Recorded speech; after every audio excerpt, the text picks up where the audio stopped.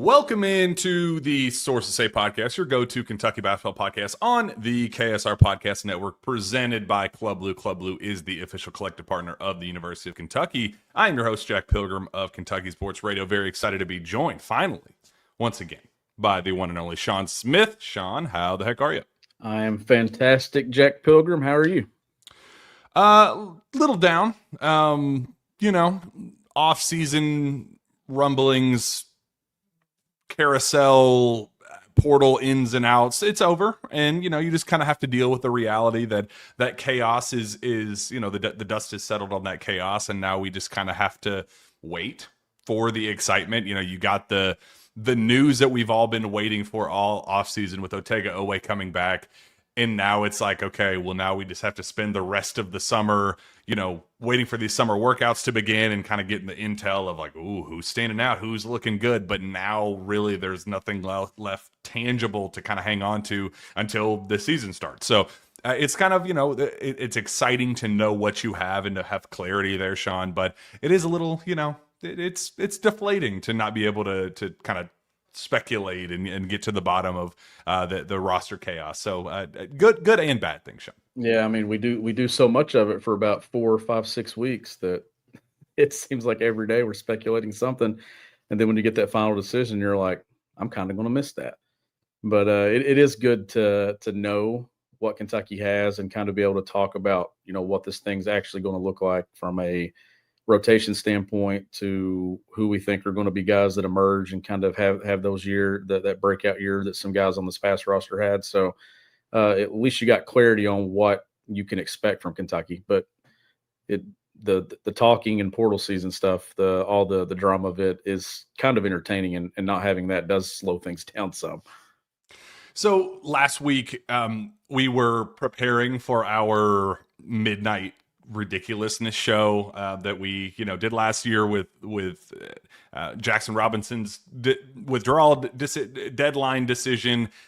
Go into the early hours of the morning, we get absolute chaos and just ridiculous banter and just probably the worst version of ourselves in that show. And we were gearing up for another version of that last week, and then we just kind of in the mid-afternoon section of the day, Oweh announces he's coming back. You were at practice as the decision was made, and it was kind of one of those, man, I'd love to wait and kind of get back into our personal groove of the midnight show while also balancing, like, man, fans want to hear, like, we got to talk about this right now. So Zach stepped in. That did a great job with that, but I still need to get your thoughts on Oweh's return, what it means for Kentucky. A lot of national debate about, is Kentucky now a surefire championship contender now that Oweh has announced he's returned, and we do have total clarity on the roster. What was your immediate reaction to the news and what it means for the Cats?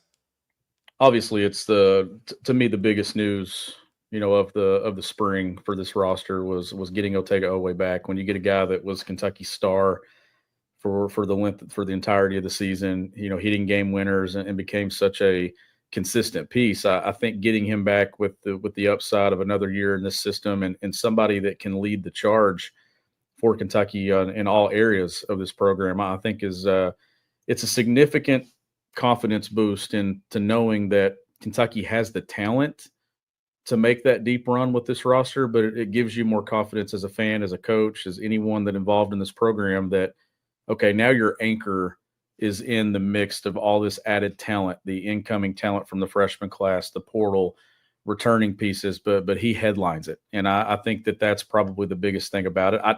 It was always the decision that I thought was going to be made. It's just anytime you approach that, that 11th and midnight hour there, you get nervous because if for some reason it goes the other way, there's not that guy that you can just fill that void with that late into it. So you just have to kind of trust that it's going to work out in your favor. And honestly, I think it worked out in everyone's favor, because I think this is the best thing for Oweh at this stage of his career, coming back for another year. Obviously, we know his value is going to go up significantly, but this is so good for Kentucky in this program to have that continuity and the continuity of a leader, a guy that won Kentucky plenty of basketball games a year ago, to come back and kind of lead the charge for another group that's more talented than the one that we just had here.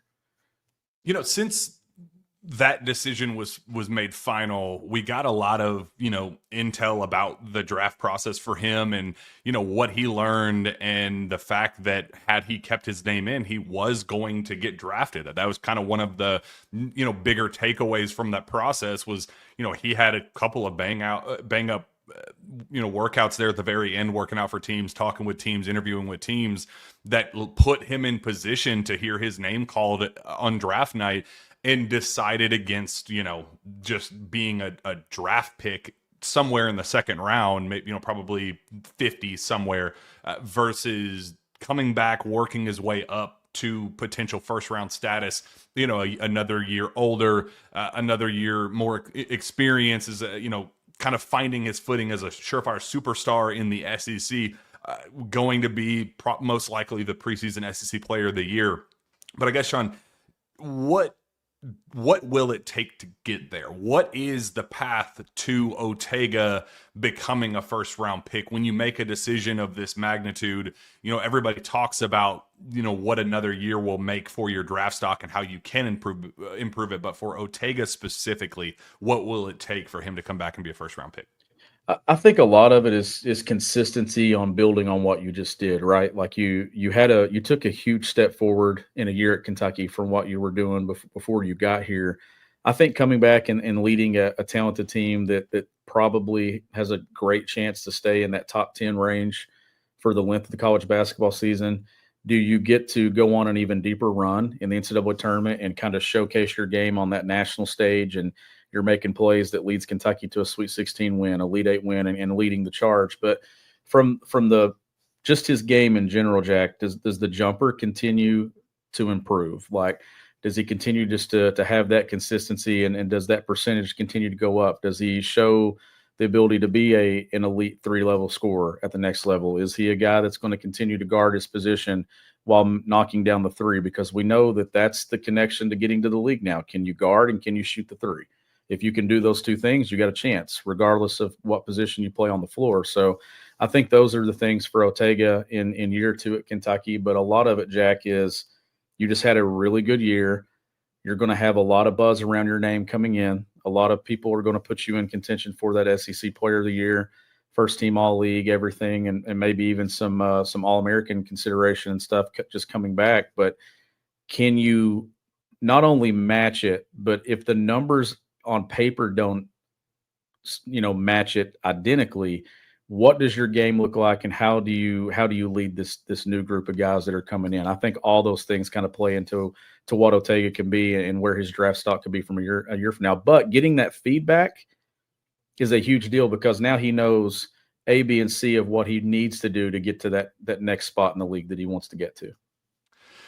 Since that news dropped, we got, all of the national talking heads dropping their, latest way too early, preseason rankings and things like that.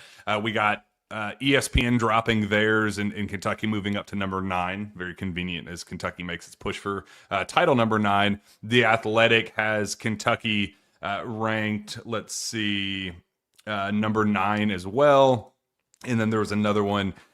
Sports Illustrated has the Kentucky all the way up to number 7 in their updated rankings. So a conversation that Jeff Goodman and Rob Doster had on the field of 68 yesterday, kind of talking about the biggest offseason winners and losers in college basketball. Kentucky obviously among the biggest winners, but there was kind of that dynamic in kind of back and forth of Mark Pope has built one of the deepest, most talented rosters in college basketball. I don't think anybody is going to argue that. But at what point is it too much talent? At what point, now that you have NIL and now that, it's kind of becomes a money is thrown into the mix, and you get, this guy's getting paid this much, and that's resulting in X number of shots a game or touches a game. Well, that's not what I was promised when I came in. Just that locker room dynamic. They kind of argued that is going to be probably the biggest challenge for Pope to overcome this offseason or this upcoming season. Where do you kind of stand there and we have a Club Blue question of the day, we're going to go through several that we got from KSBoard talking specifically about it. But is how much talent is too much talent? Is that something that's on your radar at all, Shawn?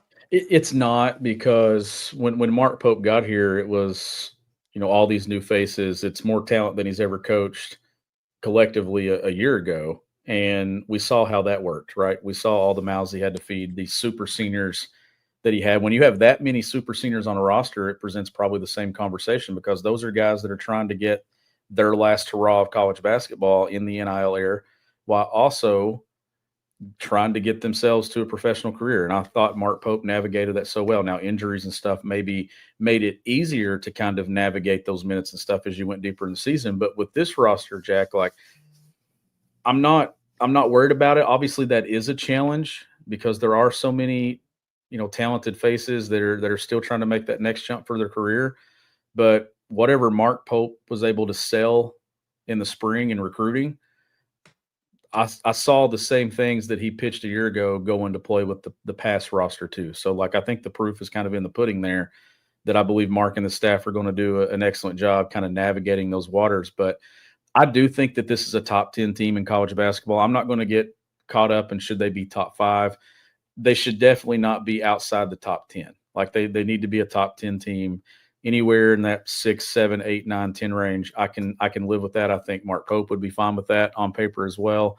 But because at the end of the day, we know that you gotta compete, right? You got to go out there and you got to win. Kentucky was able to flip what it was early in the year last year, because they beat Duke in champions and ended up climbing all the way into the top 5 there in just a matter of 2 or 3 weeks. So you can have that same jump. This could be a team that starts out anywhere between 7, 8, 9, 10.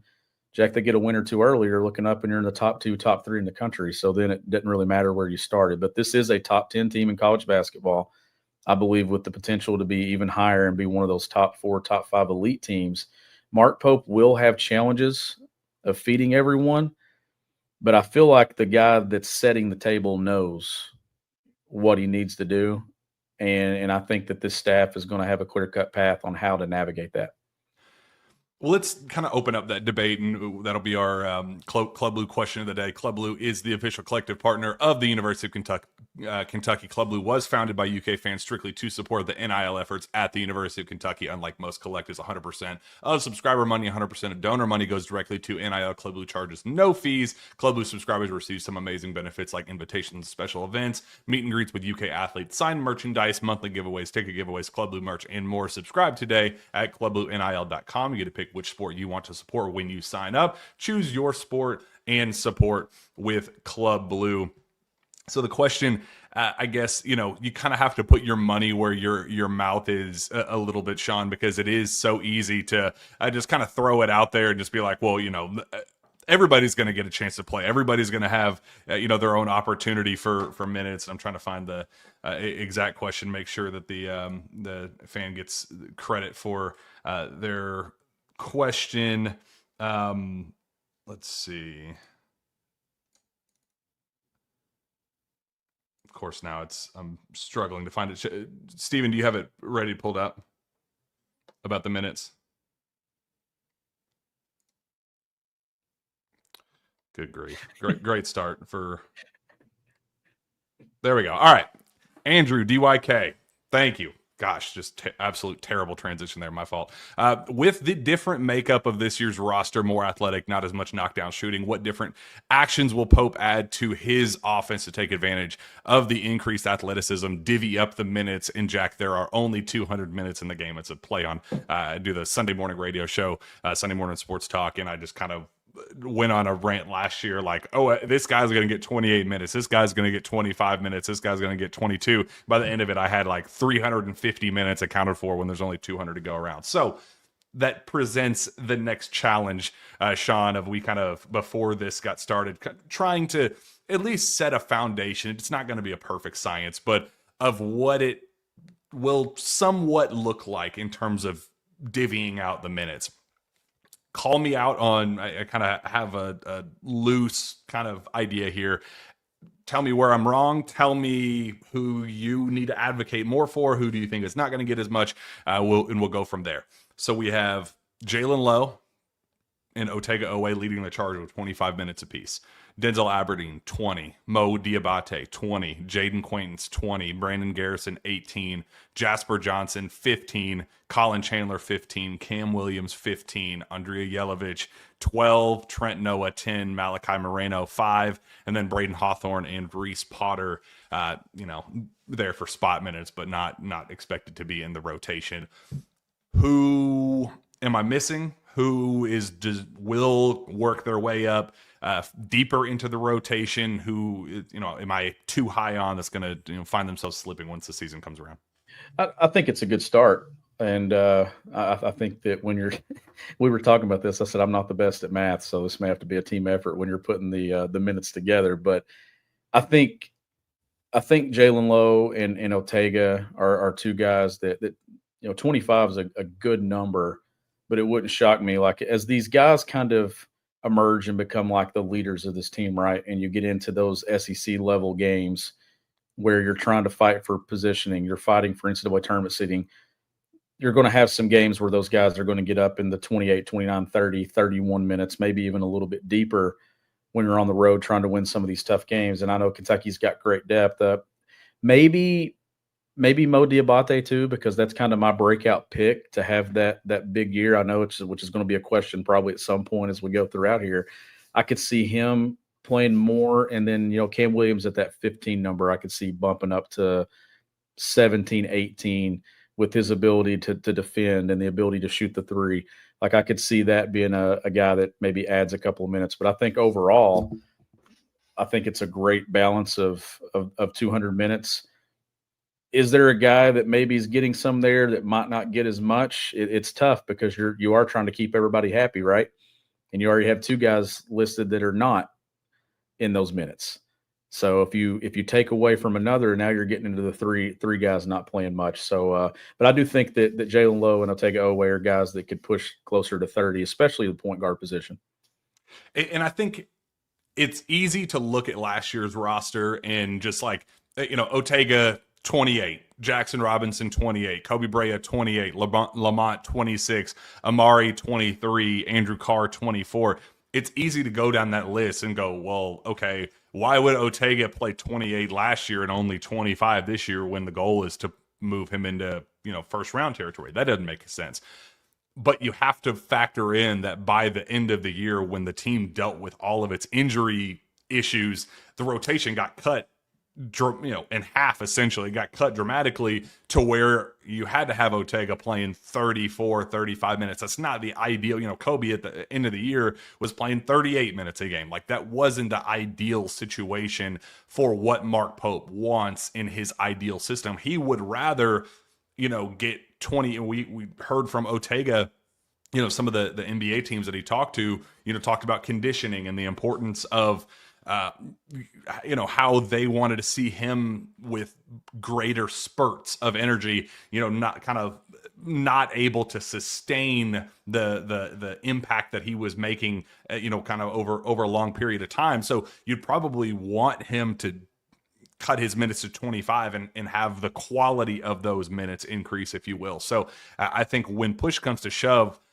you're going to get guys, kind of living in that 22 to 18 minute range in a game out situation, because I do think Pope is going to want to run this thing to 12 guys. I do think it's going to be a 12-man rotation, assuming there aren't any, drastic injuries that, there's going to be one game that maybe Otega plays 30 and then the next he plays 15 while, fill in the blank, Jasper Johnson goes nuclear for 25 points and he needs to play the 30 minutes in a game. It's just going to balance out to a really massive chunk of core minutes. That's not going to go too high, but not many going too low either. No, and you brought up a good point. With all the injuries and things and shuffling in and out of the lineup last year, it was probably hard to really get an accurate of what Pope wanted the minutes to look like over the course of a 35, 36 plus game season. So if you stay healthy, it's easier to kind of identify that number and kind of hit somewhere close to it. But and whatever the minutes are, right? Like, if that's what the balance ends up being, when it comes down to it late in the year, those minutes will push a little bit more, right? Like you'll have Otega Oweh on the floor, but Mark Pope, it showed it last year that just because a guy would go out, Jack, he didn't just try to run somebody into the ground. He trusted the 11th, 12th, and 13th man on the roster this past season. So, like, if you get in a situation where there is an injury, it doesn't mean that Otega is going to get the increase in minutes. It just means that whoever is 10 or 11 or 12 is probably going to get that collection of 10 to 12 to 13 minutes now. That I thought Pope and the staff did an excellent job using every available body on the roster. That's hard to do because not everybody's ready for that impact, right? Like Travis Perry, Trent Noah, like they were forced into roles this past year. Trent's a guy that's probably sitting there and some of the minutes that you had played out, 10 minutes, that if something were to happen, that quickly can change to 16, 17 minutes for Trent.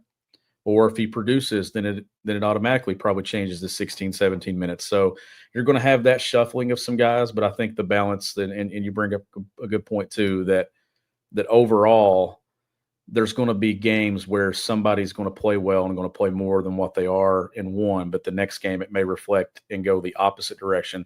That's where you have good teams though, because you have that depth, you have that balance, and you don't run your roster into the ground. So I think Pope's going to try to get as many guys as possible in the rotation because he's going to play the long game, because the long game matters in this. Yeah, like even when you look at the 2014-15 roster, there is like the balance of minutes with, Willie, Aaron, Andrew, Tyler Eulis, all Trey Lyles, Karl Anthony Towns, Devin Booker, all playing 800 plus minutes over the course of the season. Dakari 635, Marcus Lee 425, and then you get down to number 10 in the rotation, Dominique Hawkins with 163, and obviously Alex Poythress pre-injury was on pace to surpass that as well. Like sometimes you just have to. Like there's sometimes there's just too much talent to avoid, and there's not a clear guy that when you say, okay, who may play their way up in the rotation versus who may play their way out, there's not a clear answer there, Shawn, that I'm looking at. Like Jalen Lowe would be stunned. Otega, no. Denzel Aberdeen, obviously not. Mo Diabate, Final Four, level player, absolutely not. Jaden Quaintance, the only dynamic there is the injury. When he's back to full strength, like what scenario is there that he's not playing 20 minutes a game? I don't personally see one. Brandon Garrison, I have him at 18, kind of thinking that might be a, kind of shortchanging him a little bit, knowing what his upside looks like, but maybe you get more bang for your buck, keeping it tight and, kind of letting him be an energy guy, just kind of a quick hit guy, a better version of what he was last year. Like Jasper Johnson, yeah, there are going to be games where he plays 10 minutes, but there will be games that he plays 25 minutes to, like, I would be stunned if he didn't live in that kind of 15-minute range average. Colin Chandler, he's not going to take a step back, and he was one of the best players on the floor once we got to March Madness last season. Like, you just go through, and, Andrea Yelovich, people I've talked to think that he's going to be, starter quality. So maybe I'm shortchanging him with 12 too. I'm just not seeing anybody there that is going to, not live up to, kind of the on-court opportunity, Shawn. Is there anybody that you may not be as high on or that you have bigger questions about that may slip? Leave the roster up there, Steven. There's so many new guys that it's easy to talk over someone when you kind of look at it. There's just guys that I think that built confidence from fans and from myself and others, Jack, that are late in the year. Like, Colin Chandler's a guy that I'm interested to see what type of jump is made in year two. From what we saw from just late January through mid-March last year, a guy that if you played the season over again and he starts the beginning of the year how he ended it, you're talking about a guy that's playing significantly more minutes. So, like, what kind of jump does he have in a second year? Brandon Garrison is an interesting one that you brought up, that if it is 18 minutes, I know Brandon probably in his mind is expecting to be in that upper 24 to 25 minutes a game range. Like, all these guys are obviously wanting to play the most amount of minutes possible. But when you have this type of depth and you have these options and you have guys like Mo Diabate, I think, is going to take a massive jump. Cam Williams is kind of that guy that the NBA loves as a long-term potential guy that you could see here in year one at Kentucky make a jump too from what we saw from a freshman season. Jaden Quaintons' health, like all these things are storylines. How quickly does he get back in a rhythm? Because when it comes down to it, Jack, when Jaden Quaintons is ready, he's going to be the most talented piece in Kentucky's front court, which is then, I think, going to require more minutes and more availability from what Mark Pope and them want him to get out of him. So all these things are playing into it.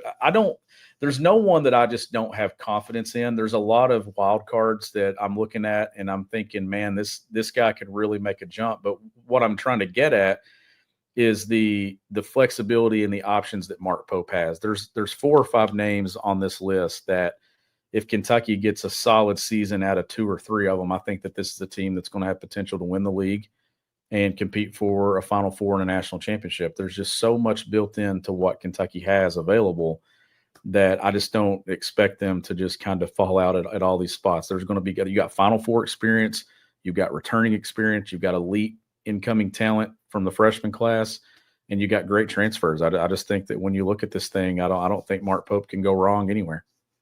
Yeah, great question there from Andrew DYK. I know it's that was long-winded, but when you have 14 pieces to work through, that kind of is what happens. It's going to be the biggest talking point of the offseason and obviously going into the season. So appreciate him for our Club Blue question of the day. We got a bunch of really, really good ones there on KSBoard, so we're going to run through a lot of those. But before that, Optimal Living Services partners with clients to increase their awareness of issues and empowers them to develop the skills to manage these challenges. We believe that every individual has obstacles that they will face, and that the services our team provides will give hope to all of our clients. Every individual has the ability to grow from their problems, whether it be substance abuse, mental health, work, finance, or emotional struggles. We help clients learn their potential and join them in their journey. You can head to optimallivingservices.com to learn more about their services and meet their staff. You can also give them a call at 859-785-1030. Let's just kind of work through them from top to bottom and go from there. Cal Rizian says, when do players arrive on campus? This week. We got Jaden Quaintance is already there. We then have a couple more arriving tomorrow night, so that would be Wednesday night, and then on through Friday night, and then the first. So we have the father-son camp on Saturday, and then the father-daughter camp on Sunday. It's my understanding that everybody, Andrea Yelovich is still the one wild card there, but everybody else will be on campus by then. So pretty exciting time, Shawn, for once the summer workout intel is going to start ramping up. Before we know it, next month we'll be getting the practice reports against La Familia and how Ortega performs against Aaron and Andrew Harrison again, and some of those kind of cool dynamics there. I'm really excited for those summer workouts and intel. But we're here. We got Malachi graduated this past weekend. Braden Hawthorne graduated this past weekend. So incoming freshmen are set to move in, and the transfers are set to make their way to campus. And we're here. Summer workouts are here, Shawn. Yeah, it's back to that. You were talking that it's kind of like blah right now because you don't have the speculation of everything, but pretty soon you'll have the reports, of how guys are doing and things. And then once you get it, and guys getting on the floor, right, and getting familiar with each other, getting this roster together, kind of seeing Mark Pope being able to see what he has. And then before too long, Jack, I mean, it's not long. We'll be sitting here talking about prep for exhibition schedule that's got really good opponents on it. And then the regular season. So you're getting to that point now that college basketball coaches are getting an earlier start to look at what they have, and I'm sure Mark Pope is excited about getting these guys in the Craft Center, being able to go through some things, and then kind of looking at his options of just how deep this roster can actually be. Charlie Watson 34 says, obviously as of right now will be the same staff this year, but who will be the first assistant to leave to become a head coach? That's a great question, because I do think that there is a scenario where it can be any of the 3 main assistants. I do think that Alvin Brooks III, probably closest in terms of career arc and where associate head coach at Baylor for a national champion. They're coming to Kentucky now, blue blood associate head coach. He's just kind of, if you're just looking at the coaching ladder, he's the closest. But Jason Hart, obviously, being the head coach of the G League Ignite and his position at USC before that, and just some of the different factors at play there that, he's probably, in terms of rising stardom, Jason Hart's probably, moving up faster than anybody else. But then you have Cody Feger as a guy who, is kind of the brainchild of a lot of what Mark Pope does, and kind of the guy that works directly off of him. If you're looking at if Kentucky were to go to a Final Four this year, what's stopping another high major program from looking at what Kentucky is doing and the system and the style of play and looking and saying, well, shoot, I need to have the next, kind of hot commodity in coaching as an offensive guru and Cody Feger. I wouldn't be shocked if he's in those conversations too. So of those three, maybe if you have any thoughts on any of the other guys, but I'm assuming it's one of those three, who gets it first, Shawn? I think it's of those three too. I think you brought up a good point about Brooks, having the title that he had at a stop where they won a national championship, getting that same title, at Kentucky, and obviously that's a guy that's probably on the track for getting a spot, and we know Feger's brilliant offensively. He's brilliant. So that's a guy that's going to be appealing as well. So you always, as a head coach, you always want your assistant coaches to kind of be targeted, because that means you're doing something right in your program. If those guys are on the market to be future head coaches, then the value of your program is that you've got Mark Pope as a head coach, but you've got 3 or 4 other guys that also have the ability to be a head coach. And that's when you get your best staffs.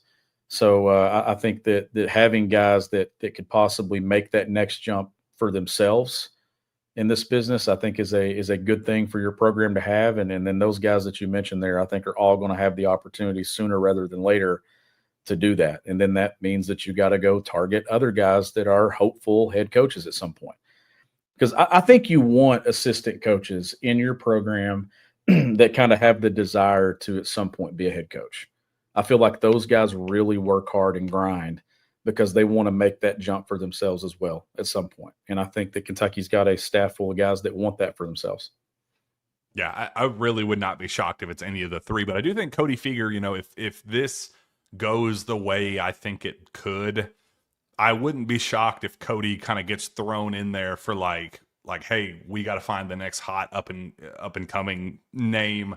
Like the way Nate Oates kind of emerged is he was just a really, really smart guy from Buffalo, former high school, coach that's just kind of worked his way up the ladder organically and just kind of skyrocketed to superstardom. You could kind of have a similar vibe there with Cody Feger. So it's kind of my sneaky pick there. Cody Murphy says not a question, but a couple comments. Shooting doesn't concern him. Individual numbers don't jump off the page, but he likes the playmaking. The individual playmaking is going to lead to better shot quality. And then defensively, the ability to switch 1 through 5 in rim protection will be fun to watch. A lot of conversation, Shawn, about just the defense being, a top 10 defense in the country and how much that's going to help with some of the offensive stuff that Pope is going to obviously do. Just what do you think is the defensive upside of this group? I think it's great. I think you have guys that are going to be able to guard their spot on the perimeter.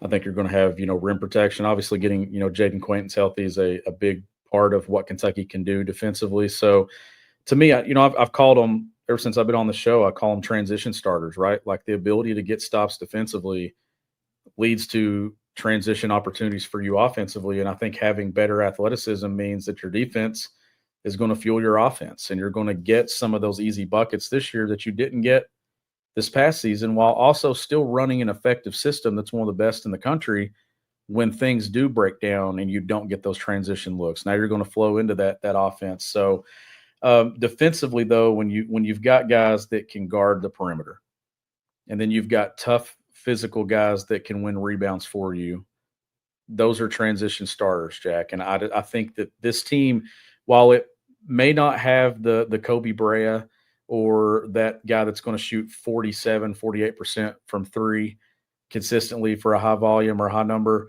what it's got is it's got a system in place of guys that are capable to make shots. It's going to produce really good shots in the half court, but you're going to naturally get some of those easier buckets because the defense and the athleticism is going to be significantly improved. And I think the transition game is going to be improved. When you add in the discipline of getting to spots in transition with all those things, I think you get some more of that playmaking ability from individual players that then make the team look better overall. It's something that Kentucky just did not have this past year, was a collection of guys that could just go get their own while also making it easier for their teammates. Everything had to be system-based for this team. That's not the case this year, but they're still going to rely and fall on the system when it matters most. EKU Colonel says, what kind of offseason workouts are you hearing about for the second team? I saw a video of Trent Noah the other day, and dude looked like he lost 20 pounds of baby fat hitting the weights. What is Brandon Garrison focusing on in the offseason, stuff like that? I know sometimes they go west to work with NBA trainers. Any kind of updates would be great there.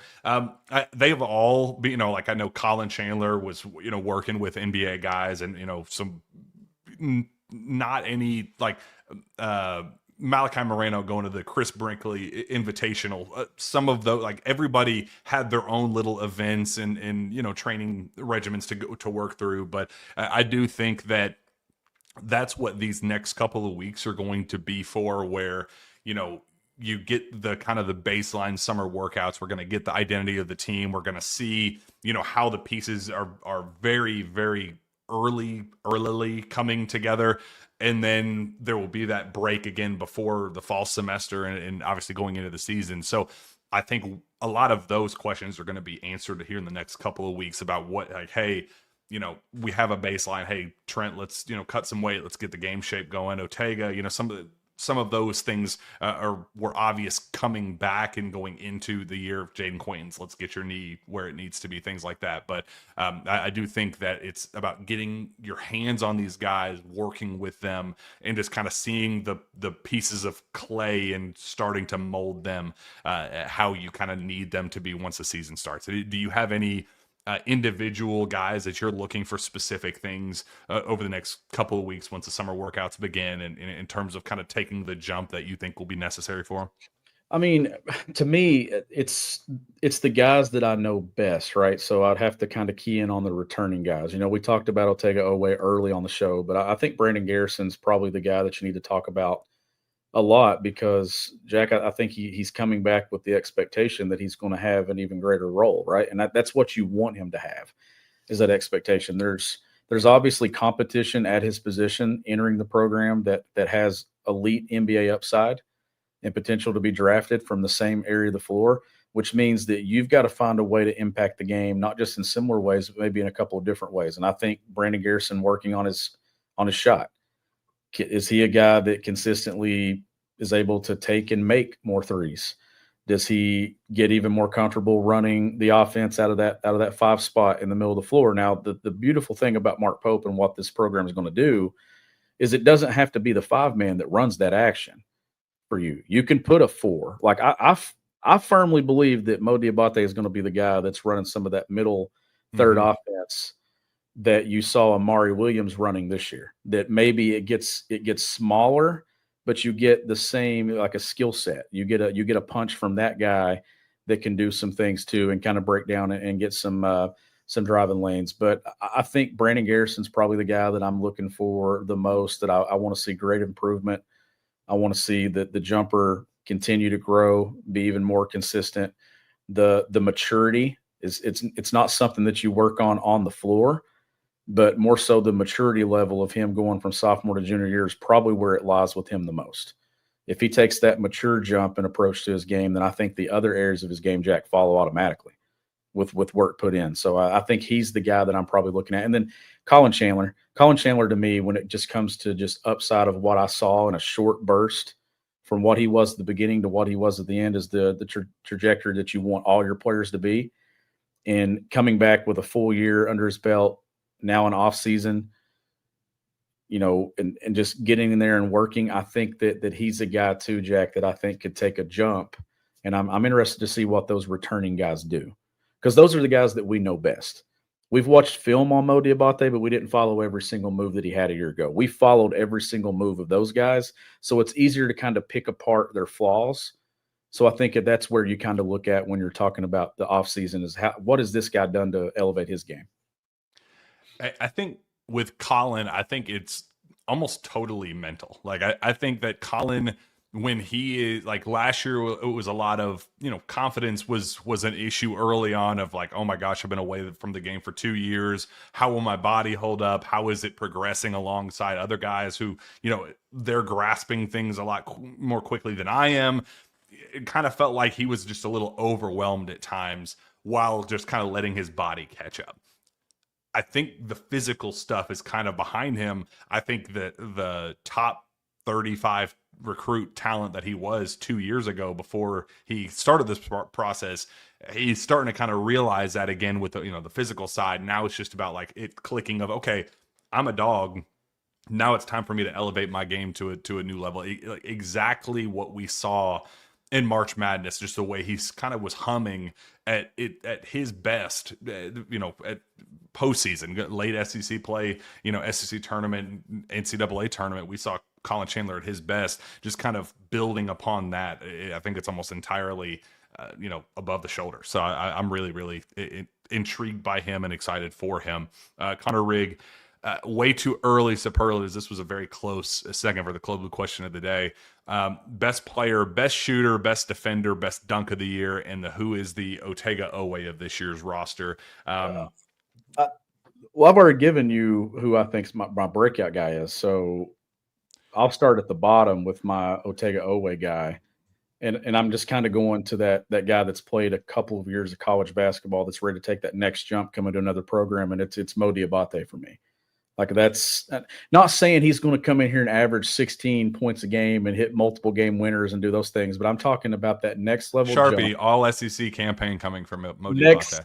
That next level jump to his game. I'm telling you, that's a guy that Alabama did not want to leave.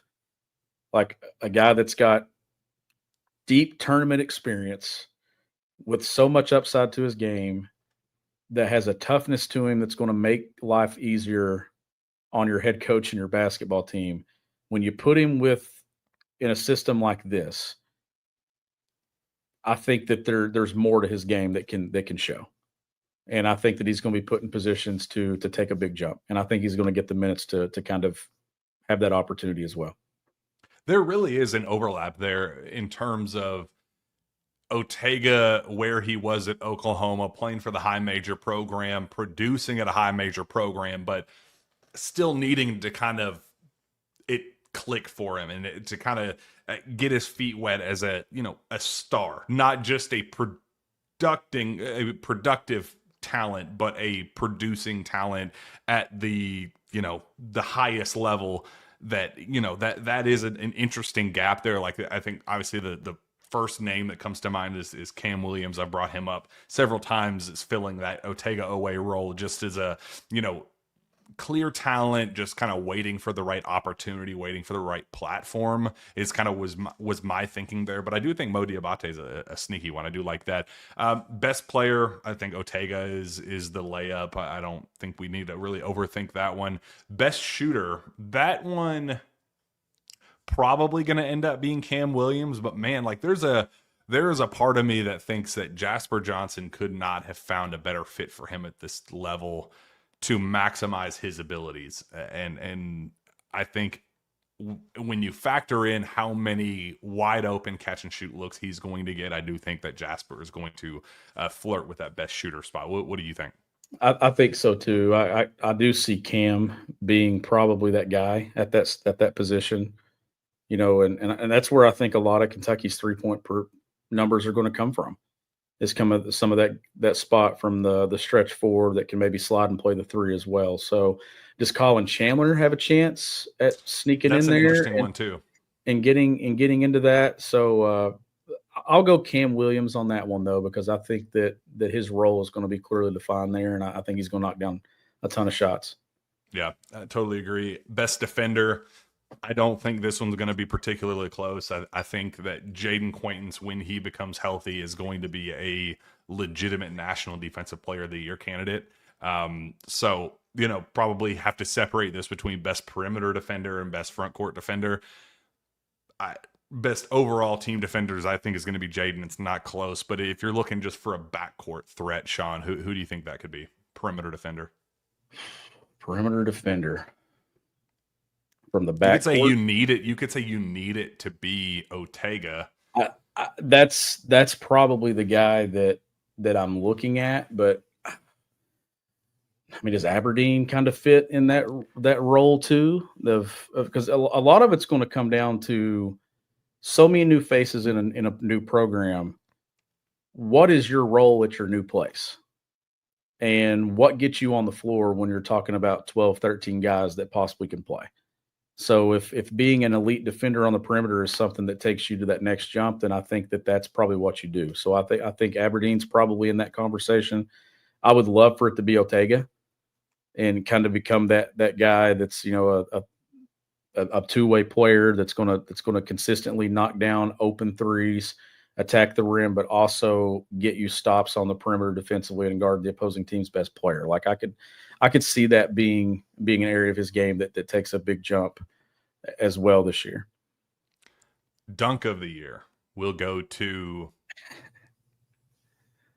I mean, Otega had a few. Yeah, that's a cop-out answer though. Like I feel like that's the obvious one. He had some where it's like, okay, Otega's he's gonna be put on a couple of posters. He's going to create several posters. I feel like it's going to be Brandon Garrison, but there are so many guys like Colin Chandler could just pop off one day. Jasper Johnson really enjoys and thrives in kind of like, okay, I'm gathering in transition. I'm ready to put it on your head. Jasper really, really thrives there. But there are a lot, Cam Williams is a ridiculous athlete. He could throw one down.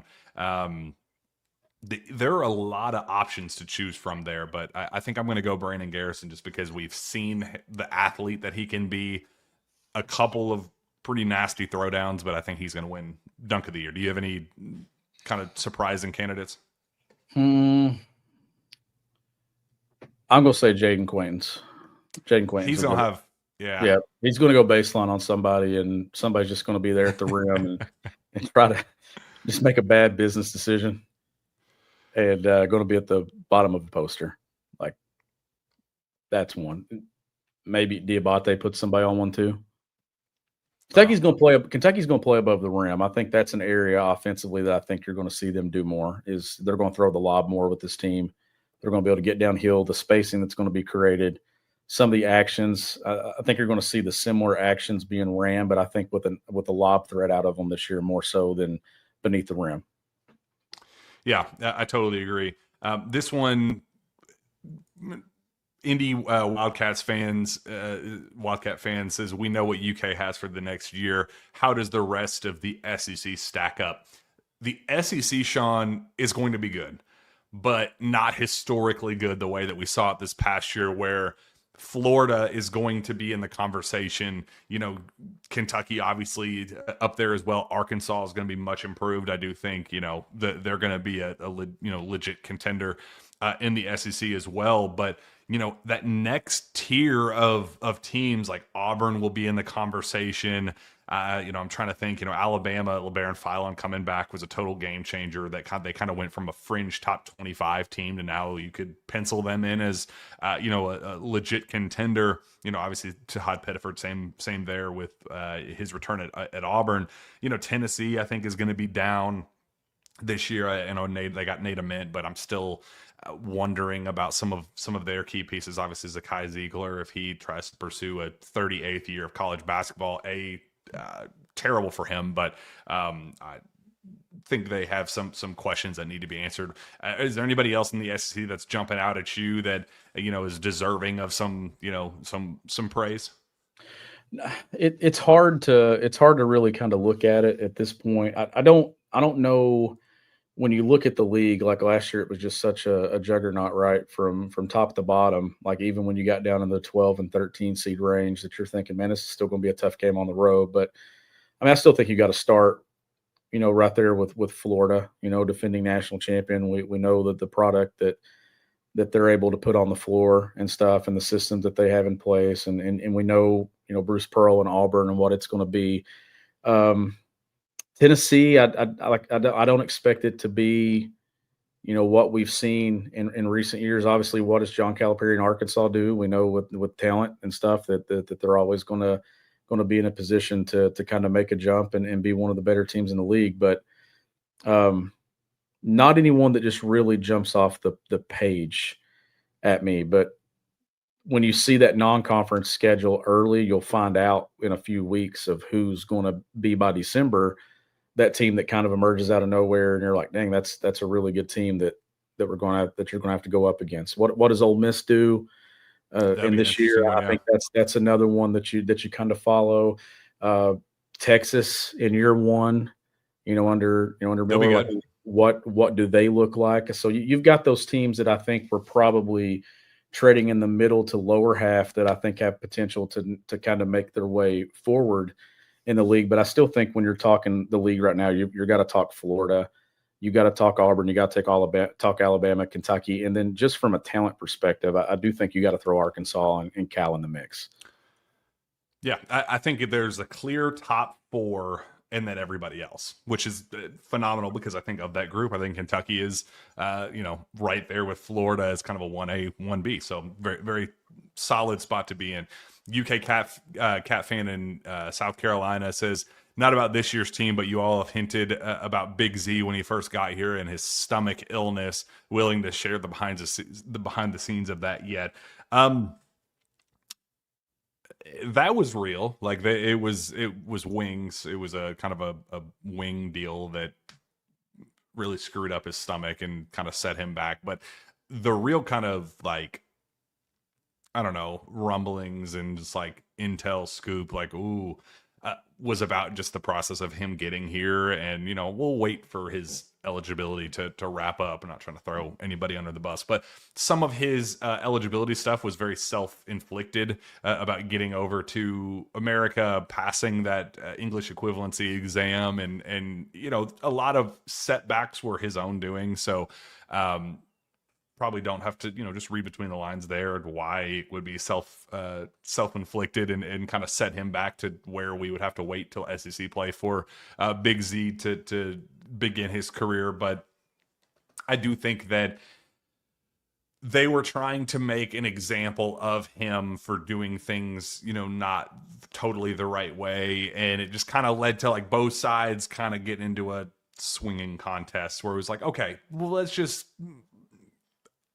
he made a mistake. Let's get over it and let's get him over here. Like there was a couple of hurdles that were his fault, but also I think they made too big of a deal about it. So it ended up working out for him, and I obviously love Z, and I'm rooting for him at Illinois. The Twin Towers of the Evisages was going to be awesome. Rooting for him with Orlando Antigua, but yeah, definitely some more drama about getting him to Kentucky more so than like when he was actually at Kentucky. Let's see. An Anon bunch of numbers says, I'll be the first one to ask for an update on Andrea Yelovich's arrival and eligibility status. He's going to be here. It's going to be fine. No, because the process started so much earlier than Z's, it's not going to be so many other examples of players like him coming over to the States. I mean, shoot, there are 12 of them on his own roster coming over to play in the States. So there's so many other examples and like tried and perfected paths to eligibility now that that's not really something that we have to worry about anymore, just in terms of like, is it a week or two that he's gonna have to wait to get over here, stuff like that. But it's not gonna drag into late summer, early fall, or definitely not the season or anything. Let's see.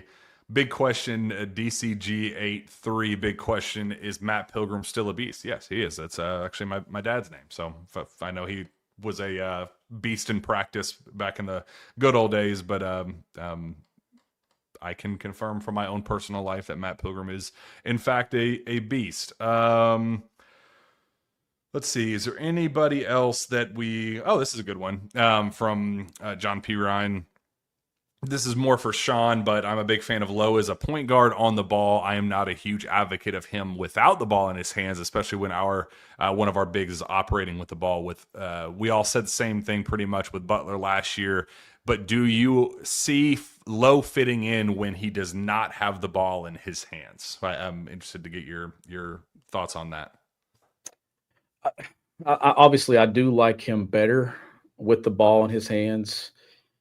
I still feel like his best basketball is going to happen here because he's not, and Mark Pope even talked about this, like he's not going to take some of the shots that he was taking at Pitt. So when you have a better system around you, and that's not saying anything bad about Pittsburgh, it's just the guys that are going to be alongside him at Kentucky is going to make life easier for him that he's not going to have to take some of those shots. Now, when he's not at the one, who are your guys that you're going to get some minutes with the ball in their hands? Is Colin Chandler going to play some of that role with the ball in his hands? Is Jasper a guy that's going to slide and play some with the ball in his hands as well? Otega.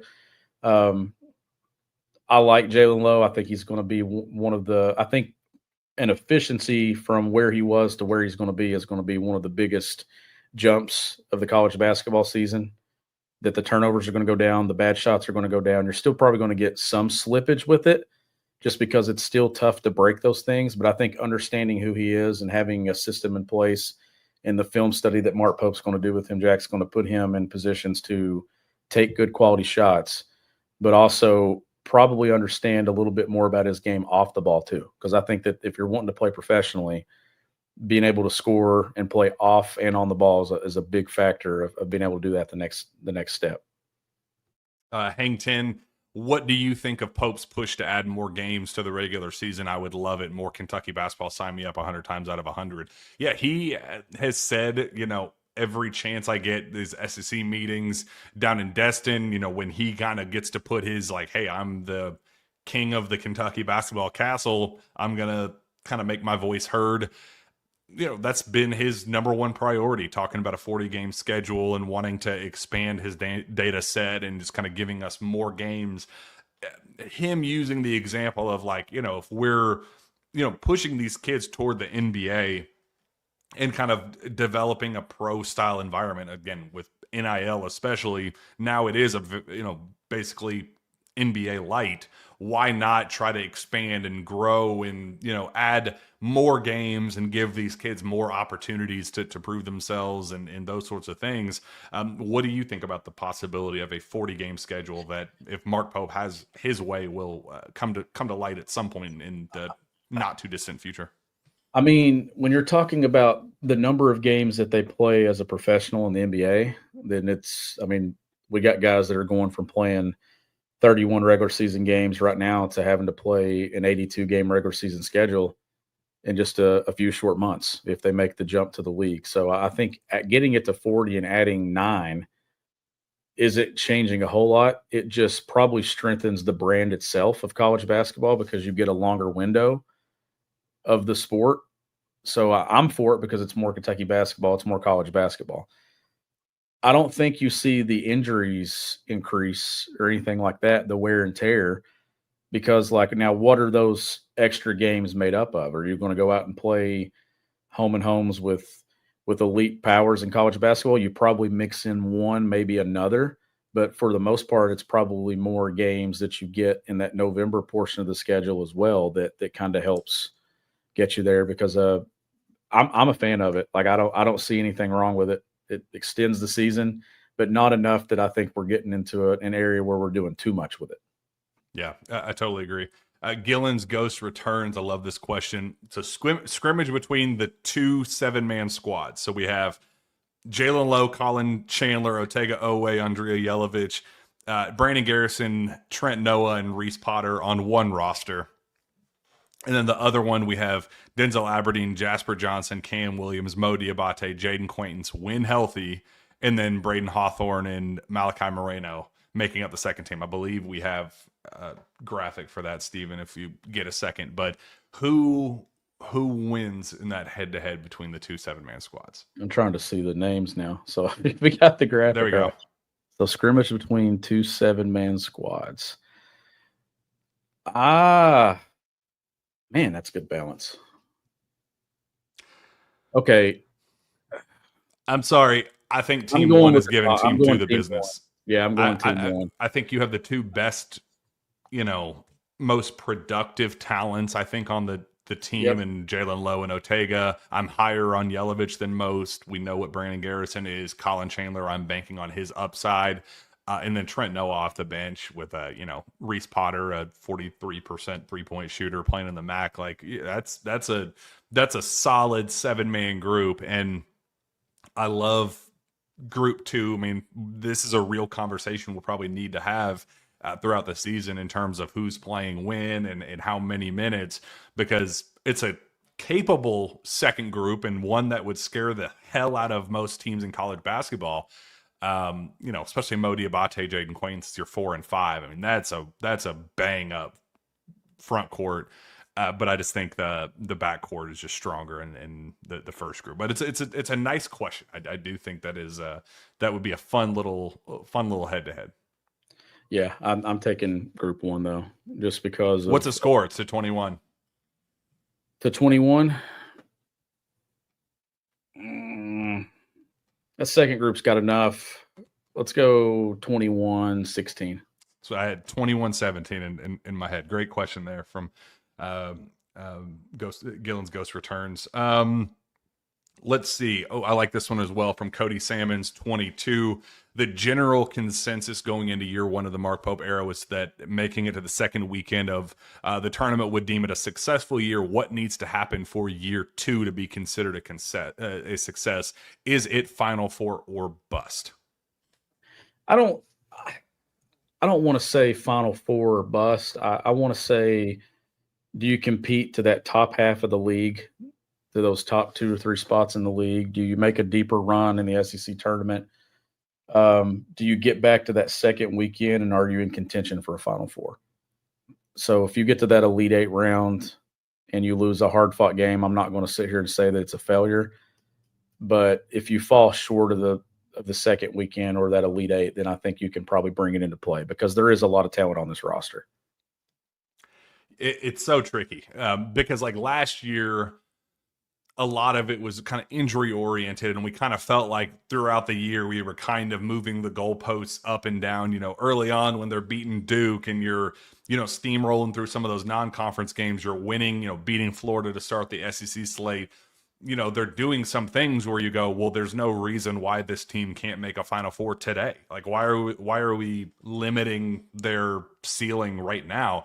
And then the reality of the injuries hit, and you do kind of have to take a step back and go, man, now we have to go back to what our original goal was, and that's just to make the second weekend. They do that, and wish it had ended, maybe in more heartbreaking fashion than kind of embarrassing fashion with the Tennessee result. Like, I'd rather lose on a Luke May, buzzer beater that ripped my heart out than like know the game is over at the 12-minute mark of the first half. Like I think that probably is the only thing I would replace from the result of last year. But Sweet 16, I think it was a incredible result for what the expectations were. Now I do have a Final Four expectation going into the year, while also being cognizant of, if we do have an injury bug pop up, if what happens if Jaden Quainton's knee, there's a setback there or whatever the case is, then you would probably have to navigate that accordingly. But I don't see a scenario, Sean, where it dips below an Elite Eight expectation, if that makes sense. Like, I do think that Elite Eight is probably the floor for my what is deemed a successful season with championship upside. So I think that window of Elite Eight, Final Four, national championship is what we should be going into this season expecting. Maybe not as a or bust, but you should be pleased with an Elite Eight, disappointed with anything left. Chase Sloan, Outback or Cracker Barrel?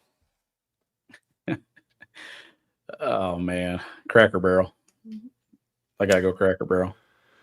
Yeah, I'm going Cracker Barrel as well. It's it's a staple. It's a go-to. We've had Cracker Barrel together a couple of times on some of our road trips, and they've always been a very eventful time. So yeah, I'm going Going Cracker Barrel. Yankee Cat. There's 7 seconds left. UK is up by 1. Opponent is inbounding the ball. Who is your must get a stop lineup? And I do think there are some versatility Oh, there to kind of decide that. Kentucky's up 1? 7 7 seconds left, up 1. left.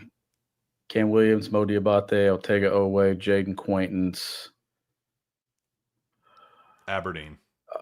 In Aberdeen, yep. Because I was thinking rebounding, but yeah, that's my go-to. Who is scoring on those 5? I mean, that has to be the best they defensive earned it. lineup. That has to be the best defensive lineup in college basketball, or at least in the conversation. I mean, that's 5 elite level, at least potential wise, defenders. So I think that's a pretty clear 5 there. SEC first. Will Kane Williams be able to keep defenses honest by putting the ball on the floor? I think so. I think that'll be an area of his game that he works on, obviously, in the offseason. But I think Kentucky's got plenty of guys that can do that themselves, that I think that having him as an option to stretch it is probably where his skill set comes into play the most in year 1, where year 2 at Kentucky, you probably get a bigger jump with his overall game. John P. Ryan, is there an update on hiring a GM? Not imminently, not like a clear-cut target. I do think that they have been really pleased with, how Mark Fox has kind of handled that. I do think that they've been trying to get creative with some of those things, but not anything tangible at this stage. I do think that's going to be something that, they wanted to get into, portal dealt with, the kind of laying the foundation for high school recruiting for 2026 and beyond, and kind of have your core focus, and then kind of ramp up from there and decide just kind of the level of urgency, if you will, for that. So nothing imminent quite yet. Let's see, wrapping up here, we're making great time on getting through all these, so I'm a big fan of this. Who would you pick to play Mark Pope in a movie? That's my guy Shay. Wasn't he asked this recently? And he said something ridiculous, right? We just saw him with Kevin Costner yesterday. That was kind of fascinating to see him, Mark Fox, and Kevin Costner together. That was. I want to think Mark Pope was asked this recently, and I can't remember who he named. Who do you think? I'm trying to think of somebody that would fit. Got to be Denzel Washington.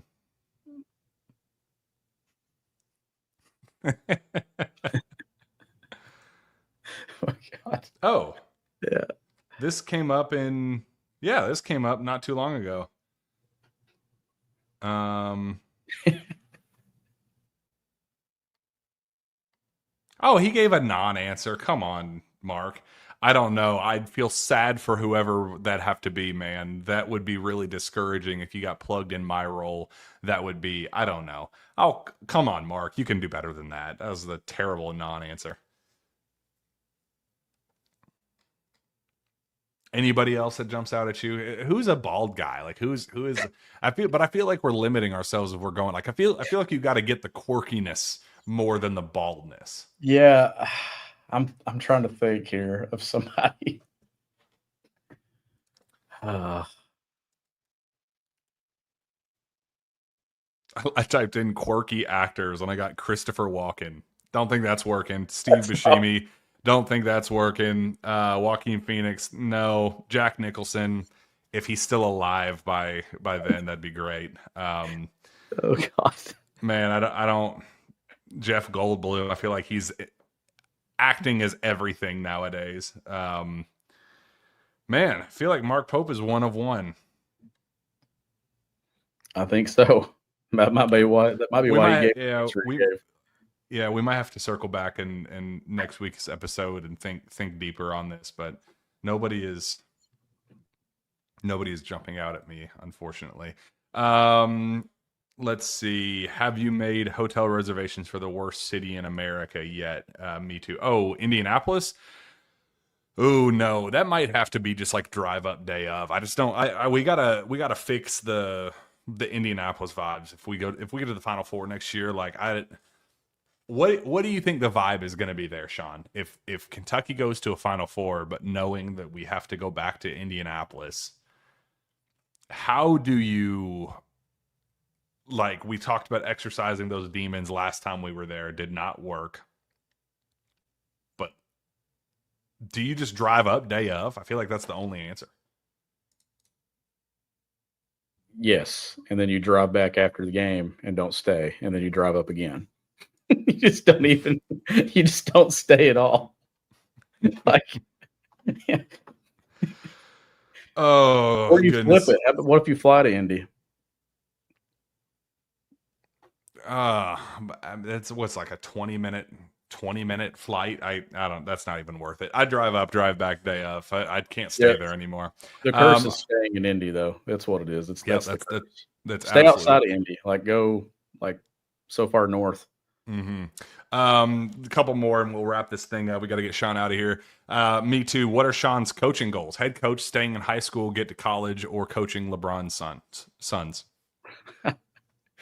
Oh man, you want to be honest? I don't know. Like, I'm at a spot right now where I've had some opportunities to be a high school head coach recently that I've decided to stay put where I am because I'm happy where I am right now.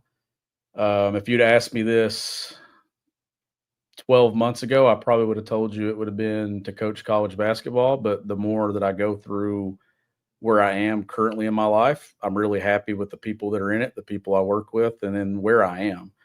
So I would say I'm trying to be more present with where my feet are, because I don't think that's ever something that I've ever really done in my life. Because I don't think I've ever really truly just been like where I was. I was always looking forward to something. But right now I'm trying to be more present. And if that means that I stay in high school and I'm just a high school head coach for the next 15, 20 years, and I think I could be really happy doing it. But if the right opportunity were to come along and college basketball, I would obviously look at it. So like what I'm trying to say is I'm just happy coaching the game, but I'm being more present with where I am. Yeah, that's a great answer. You nailed that. Me Too, again, says, have you heard of any confirmed big-time former players that will work out with the team this summer? John Wall just said this week, said with Matt Myron on ESPN Sunday, that Mark Pope invited him. He's planning on coming. And I do think that John Wall is such a, popular kind of gravity guy that if John Wall shows up, then DeMarcus Cousins shows up. And if DeMarcus Cousins shows up, then Eric Bledsoe comes back. And then you kind of have this like La Familia beyond the actual La Familia team. But we do then, have kind of like the same dynamic that we saw with the Thunder coming way back when, and when it was the NBA guys or in the lockout and things like that. Not to that level, because we'll never see that again. But I do think that John Wall is a really good kind of starting point to kind of begin that conversation. And if he comes, then I think sky is the limit there. So let's fingers crossed there. Any last second ones before we get us out of there? Any buzz about taking practices around the state before the season starts? I have not heard anything about that. We're getting satellite camps and things like that are being announced as latest today. We're in the midst of all of that, so nothing confirmed quite yet, but we'll see very, very soon. Talked about distribution, so go back and listen to that if you missed that. All right, let's wrap up with two of them. J.C. Smith, 23, with Jalen Lowe being such an important piece for UK success next season. Play out the scenario where we lose him for the season in the non-conference. I'm going to put that to you. Be absolutely terrible thing, but play out the scenario where we lose Jalen Lowe. Yeah, man, that's a horror. You would have to have it would be Denzel Aberdeen step up, be the guy. Jasper being ahead of schedule and being the superstar that Mark Pope kind of described him as, and Colin Chandler taking the necessary steps up, because those are your only primary ball handlers. And then you have I think Ortega, that's it. I think that's where it's all at. I really do. I don't think there's really another answer that you could that you could get to and go with. That would be a disaster scenario that I don't even want to. I don't even dive into. I mean, I had my hands on my head just thinking about it. I said that, and you said, yeah, the panic immediately I set in. literally So yeah, repeated like Jalen Lowe for the season. Like, yeah. No, let's not. Injury bug got us last year. Let's hope we don't do that again this year. Last question: UK Doc in Florida. When is UK able to do their next overseas trip? We need Meemaw breaking down Global Jam performances again. So Global Jam did not count toward the 4-year windows for these overseas trips. So the last overseas trip was 2022, which would make us eligible next summer. So I would anticipate a Bahamas or something of that nature, and then Global Jam can be whenever Global Jam wants to bring us back. So that would be very exciting. And how excited are you to get back? You flew now for the first time, so maybe you can follow the team wherever they go. Are you going to make your way to the Bahamas now that you've gotten that monkey off your back? now that I'm a veteran of the skies, Yeah. yeah, I'm gonna fly right beside you. It'll be a lot of fun. All right, we got to get out of here. This was a lot of fun with the Q&A and just kind of catching back up with Shawn in the midst of the summer coaching schedule. So yeah, this was a lot of fun, Shawn. Let's get the heck out of here. Thanks to our friends at Optimal Living Services. Thanks to our friends at Club Blue. Shawn, where can fans find your work, stuff, presence? _ Coach S. There it is. _ Coach S. Smith. I never know. You got it. You got to get that nailed. At Jack Pilgrim KSR, go subscribe to KSR Plus. Make sure you're subscribed right here on the KSR YouTube channel. Like, comment, and make sure Stephen Peak keeps his job. So with that, thank you. God bless, and we'll see you next time. Go Cats.